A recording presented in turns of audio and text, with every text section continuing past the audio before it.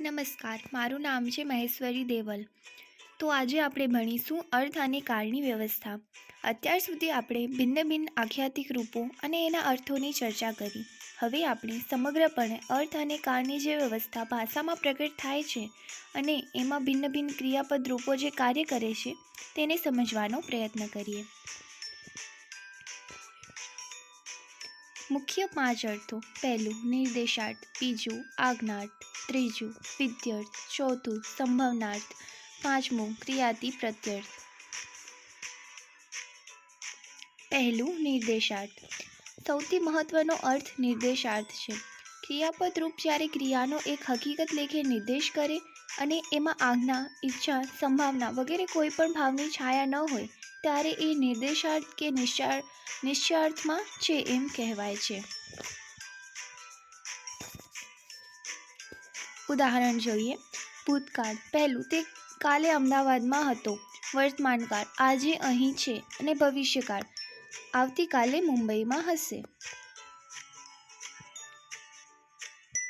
બીજું છે આજ્ઞાર્થ. આજ્ઞાર્થમાં બે પ્રકારના રૂપો મળે છે. પહેલું કર વગેરે, બીજું કરજે વગેરે.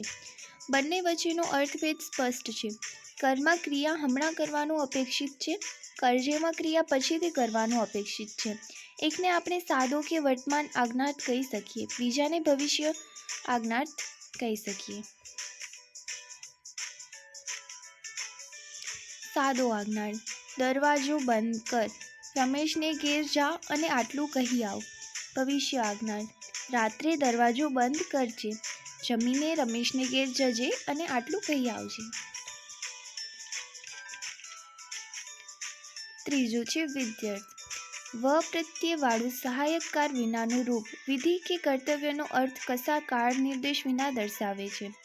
તમારે આ કામ કરવું, પણ સહાયકારકવાળા ઈચ્છાચક રૂપો, ન થી વિસ્તારિત કર્મલક્ષી ફરજવાચક રૂપો અને ન થી વિસ્તારિત કર્તાલક્ષી ઈરાદાવાચક રૂપોમાં બે કાળનો ભેદ છે.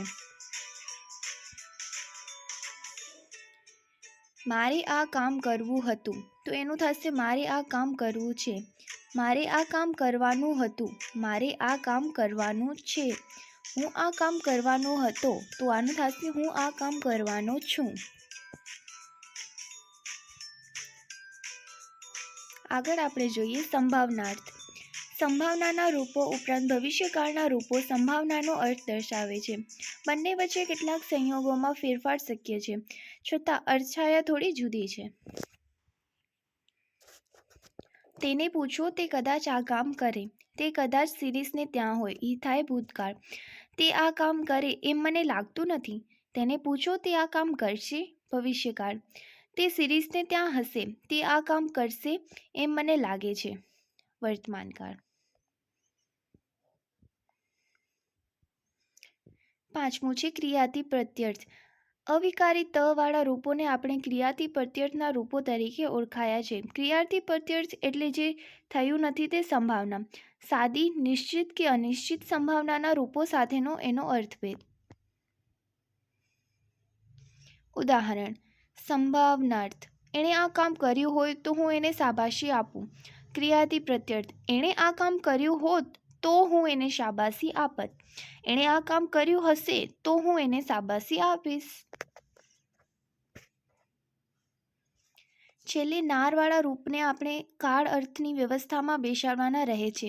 એ 6 સહાયકારકવાળા રૂપ છે અને નિર્દેશાર્થ ભવિષ્યકાળના રૂપ સાથે એની ઘણી નિકટતા છે. તે આવનાર છે, તે આવશે. આમ છતાં નારવાળા રૂપમાં આવવાની અપેક્ષા છે. એનો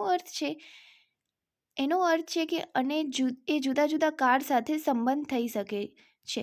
એ જોતા એને નિર્દેશાર્થ ભવિષ્યથી જુદો મોભો આપવાનો જ રહે. આપણે એને અપેક્ષાર્થ કહીએ. ભૂતકાળ. તે કાલે આવનાર હતો. વર્તમાન. તે અત્યારે આવનાર છે અને તે 2 દિવસ પછી આવનાર છે. આભાર.